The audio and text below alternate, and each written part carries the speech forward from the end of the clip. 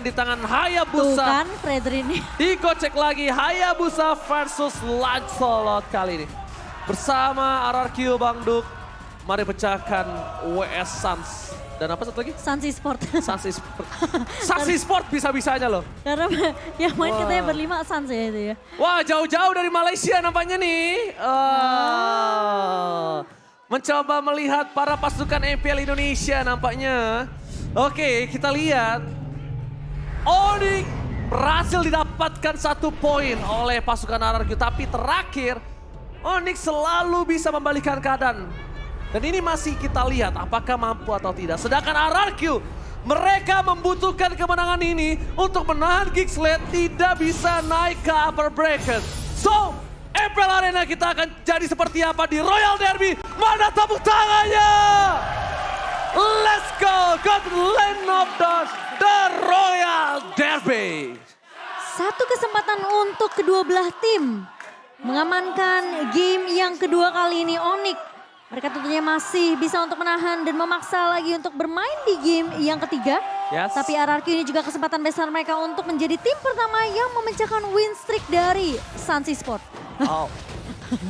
Onyx. Oh Onyx. Onyx. Bukan Sansi Sport. Sorry. Alright. Kirain Onyx gitu ya. Oke, ini Albert Oke. dengan Lancelot Hayabusa ini aku suka. Oke, nggak apa-apa nggak dapat link, tapi as long mereka akan bermain dengan Assassin ini akan menjadi sebuah tontonan yang sangat menarik dan wajib kalian tonton. Jadi buat kalian semua kasih tahu seluruh sanak saudara kalian untuk menonton Royal Derby kali ini. Iya. Tapi kelihatan memang Onyx mereka punya draft yang kuat banget ya.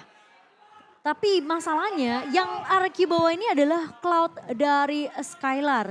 Skylar yang dulu bukanlah Skylar yang sekarang. Ah, gimana tuh? Skylar yang dulu bukanlah yang sekarang. Gitu Oke, maksudnya? Iya, udah disiplin dia. Alright, udah disiplin kalau menurut kata Momochian. Tapi lihat di depan sana, oke coba ada sedikit poking damage. Membuat para god laner. Nah ini ada sedikit dua kondisi yang cukup berbeda. Strong lane untuk RRQ ada di arah Skylar. Untuk strong lane dari tim Onyx ada berada di tangan Boots. Ini dua perbandingan yang cukup berbeda. Karena aku lihat sekarang Boots ini menjadi tolak ukur. Di mana front laner Onyx ini atau bahkan dia menjadi sosok pembuka jalan untuk seorang Kairi. Iya, dan tadi Kairi sebenarnya udah cukup lama menunggu di area bus dari tim RRQ. Mencoba untuk mencari sedikit celah, menculik ke arah seorang Skylar. Namun Skylar masih bermain dengan cukup aman di area turretnya. Sehingga Kairi akan langsung mundur saja. Oke, akan mundur saja. Tapi di arah bottom melihat strong lane dari Onyx diacak-acak oleh pasukan dari RRQ. Tapi selalu masih bisa bertahan. Dan bahkan pasukan dari Onyx mereka udah standby on position untuk mencoba memperebutkan turtle yang pertama. Lemon akan coba di take down. First blood gagal didapatkan oleh pasukan dari Onyx. Sedangkan di garis depan pasukan Onyx mencoba untuk membubarkan RRQ yang standby on position. Albert is coming menuju ke arah seorang K-Boy. Dan saya bakal coba ditahan. Masih bisa ditata bila Namen dan Blast-nya di-cancel. Digagalkan. Bahkan first blood-nya di tangan dari seorang Suns. Di sisi sebaliknya Albert berhasil digocek. Torosnya gagal mendapatkan seorang Suns. Tapi Gradient from Bogle still survive. Di sisi sebaliknya Albert dimainkan oleh seorang Suns. Dan terperangkap. Albert benar-benar dipermainkan. Albert terperangkap. Albert ingat nafsu membunuhmu. Dan bahkan ini menjadi kerugian untuk RRQ karena mereka nggak bisa melakukan kontes ke area Turtles Lane by Samsung Galaxy A34 yang sudah diamankan oleh Onyx. Dan tadi entah gimana informasinya seakan-akan dari Albert dia nggak bisa dapat informasi kalau Boots-nya ini lagi mengarah ke arah mid. Alright, bahkan lagi-lagi 2 berbanding dengan 4 kali ini pasukan dari Onyx mendapatkan suara dari Mirko dan juga Eterna. Sedangkan RRQ mendapatkan suara dari para sisa caster lainnya yang bertugas hari ini. Melihat ada potensi di Onyx yang memenangkan 1.300 gold. Bahkan ini agak cukup berbahaya. Untuk RRQ kita tahu Onyx power dari snowball early-nya. Kalau dia sudah memegang biasanya dia jarang banget untuk melepaskannya. Iya, dan bahkan itu bisa snowball sampai akhir dari Onyx sendiri. Tinggal gimana dari RRQ mencoba untuk balikin keadaan. Wow, di arah bawah. Strong lane kembali terjadi mendapatkan 1 poin kill di depan sana. Saya harus keluar menuju ke arah seorang Finn. Tidak bisa bertahan kembali. 1 poin kill didapatkan bahkan Kairi tidak menggunakan shadow kill-nya untuk menghempaskan Finn. Skylar, blessing duet for defensive pada keyboard di garis depan. Mundur ke arah belakang Purify Gaming, respect terhadap seorang Skylar. Tapi bahkan mencoba digocek begitu saja Skyry masih bisa mendapatkan satu shuriken terakhirnya. Deden from Bogor nggak berhasil menukarkan semua yang dimiliki oleh pasukan dari Onyx. Sempet digocek sama Skylar tapi digocek balik sama Kairi. Ya, benar banget tapi Albert di depan sana. Harusnya dia sadar dia tidak punya power untuk bisa menumbangkan Kairi. Dan pertanyaan aku mau Mocan, kita tahu Lancelot Tank memang sangat kuat. Tapi aku tetap melihat kalau misalnya mungkin Link ini akan cukup untuk bisa membuat strong lane RRQ punya power lebih. Kayak ganking terhadap cewek. Gimana caranya deliver karena cewek dibekukan. Dan bahkan sekarang Skylar yang tidak memiliki power itu. Iya, tapi ini juga mungkin agak sedikit sulit ya. Karena kalau ngebawa Link pun dari RRQ, mereka bisa aja dirusuh dari area purple buff-nya. Cuma keputusan dari Bang Duk tentunya harus kita lihat untuk di game yang kedua. Ini lihat, kita lihat. Oh, di mana Sun sudah stay by on position. Bakal coba dipaksa, Lemon menjadi pilihan utama. Olin yang coba dilakukan tapi Boots, Flicker telah dikeluarkan, gagal mendapatkan siapapun. Mencoba di following up, Boots tertangkap. Naman dan Blastman Blackheart berhasil mendapatkan dua. Shutdown bakal didapatkan pasukan Onyx. Mereka harus mundur, mereka nggak boleh bisa memaksakan timba. Tapi cewek berkata lain. Cewek membuktikan kalau dia mampu membalikkan kembali keadaan dan hilangnya 3 player dari tim RRQ membuat cewek mendapatkan poin kill yang mahal, mendapatkan turret di tengah. Onyx tinggal mempertahankan, Onyx tinggal mencari gimana caranya mereka membekuk dari seorang Skylar yang Skylar ini juga punya power di late game-nya. Setup yang bagus dari Finn dengan Numen Blast dan juga Flicker sempat untuk memberikan satu hasil yang terlihat baik untuk RRQ, namun ketika ceweknya terlalu free di area belakang yang kita akan melihat tentunya instant reply by Samsung Galaxy A34. Ini udah bagus kena 2 pemain. Lemon pun udah nahan Boots, tapi masalahnya cewek terlalu free di area belakangnya sehingga Albert sampai kepuk dan mau nggak mau Albertnya tumbang. Clay bahkan harus untuk meninggalkan kawanannya yang kalau misalnya dia ngebantu juga itu pasti Clay bisa ke pick off. Dan ada informasi kali ini dari in-game equipment by Dunia Games Momo-chan, silahkan. Dari cewek di sini dengan adanya gold yang begitu banyak dibandingkan dengan Skylar yang mungkin agak sedikit sulit ya di area early-nya. Dengan 1 buah Blade of Despair di tangan cewek, Malefic Crown mungkin akan menjadi next item untuk seorang cewek. Sementara Skylar ini harus agak sedikit tertati-tati mendapatkan 1 buah golden staff-nya untuk menambah attack speed, namun dia udah jadi ke arah Demon Hunter Sword. Tuh. Sakit nian. Bahkan Albert masuk sekali saja udah membuat dirinya seperempat darah yang hilang. Butuh versus everybody di garis depan. Membuat Albert harus menggunakan Phantom Execution for defensive. Boots memukul mundur, mengusir pasukan RRQ. Lebih tepatnya lihat Onyx kali ini.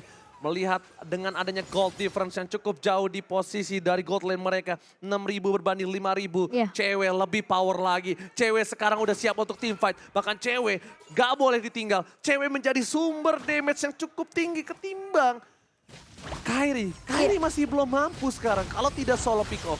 Kalau masih team fight, Kairi mungkin masih harus coba dilepas aja. Iya, ini perbedaan net worth yang ngebuat Onyx mereka kelihatan snowballing banget di game yang kedua. Perbedaan 5.000 gold. Dan bahkan mau nggak mau RRQ mereka harus agak bermain sabar. Turunin tempo sedikit, jangan terlalu kemakan sama bait yang mungkin Boots bisa buka. Karena Boots ngebawa Fredrin di sini. Yang posisinya ini bakalan tanky banget untuk nangani pemain-pemain dari RRQ. Yang sebenarnya pengen ngepok atau pengen numbangin Boots. Tapi secara nggak langsung itu bakal jadi baits dari Boots untuk ngebuat RRQ makanin bait itu dan Onyx mulai datang. Alright, terbakar di sini ada Skylar struggle banget langsung ada Purify Gaming for defensive. Dengan 1 buah gocekan, Skylar berhasil membuat Keyboy gagal mendapatkan dirinya. Tapi Kairi udah memiliki Blade of Despair. Kairi akan lebih ganas kali ini powernya. Kairi punya Blade of Despair dan sekarang player goldnya dipegang oleh 2 pemain dari Onyx. 5.000 gold difference. Mereka untuk menabrak di arah Lord kali ini. Ini mungkin keputusan yang kurang cukup tepat Momo-chan. Menurut aku lepasin aja lot pertamanya. Coba untuk ambil kontrol landingnya di area atas dan juga di area tengah. karena untuk ngelakuin kontes dengan perbedaan turun yang cukup jauh dari Onyx ini akan sedikit sulit untuk RRQ kecuali mereka bisa dapetin satu momentum lagi-lagi dengan Numen Blast dan numbangin cewek tentunya adalah target pertama. Tapi Numen Blast mencoba dapetin satu, fokus ke arah seorang Skylar.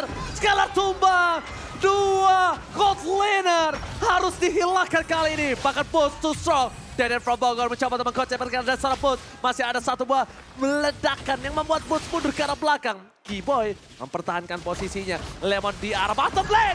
Gagal mendapatkan poin dan Kairi meng-outplay Lemon. Kairi. Sosok yang sulit banget didapatkan. Sosok yang sangat-sangat lengkap untuk pasukan Oni kali ini benar-benar bersinar di game kedua ketika tidak ada Kufra sebagai counternya. ini sulit buat pemain RRQ ya. Karena kita ngelihat perbedaan level yang cukup jauh. Lemon berbeda 3 level dibandingkan dengan seorang Kairi. 4 bahkan. So dari segi damage tentunya Kairi akan lebih kuat dibandingkan Lemon yang mungkin sempat untuk split-split ke arah Kairi. Dengan memaksimalkan regen HP yang dia punya, tapi nggak cukup ketika damage-nya connect. Ingat dia bawa high and dry, yang dimana 1v1 situation-nya akan lebih menguntungkan Kairi. Oke, kalau misalnya kalian sadar ketika team fight yang sangat besar itu selalu sering terjadi di arah pit lord. Selalu sering terjadi di arah pit lord. Dan kalau kalian juga sadar gimana caranya Kairi bisa nge-manage lane-nya, itu adalah keputusan yang tepat. Kairi membuat pasukan dari RRQ ini nggak lihat keberadaan dia, nggak lihat lane management mereka. Dan yang diinginkan RRQ adalah cuma Lord, dan Lord. Sedangkan Onyx masih manajemen lane-nya. Atas, tengah, bawah masih didorong. Atas, tengah, bawah. Itu yang sulit untuk di catch up oleh pasukan dari RRQ. Lihat, dari vision kita lihat secara tidak langsung. Minion mencoba dapetin inner turret RRQ di arah top lane. Iya, dan dari Albert baru jadi ke arah Guardian Helmet saja untuk mendapatkan HP. Dari seorang Lancelot, sementara dari Kairi ini udah jadi 2 item, 3 bahkan dengan Fury Hammer yang memang belum diselesaikan. Tapi setidaknya attack penetration dari seorang Kairi udah terlihat. Damage-nya udah begitu sakit. Di depan sana retribution diamankan Kairi. Lemon mencoba untuk mendapatkan para pasukan dari RRQ mundur ke arah belakang secara bertahan. Dikit demi sedikit mereka lepaskan. Tapi Onyx gak bisa dibendung. Onyx benar-benar memegang snowballing dari early dan 6.000 gold difference.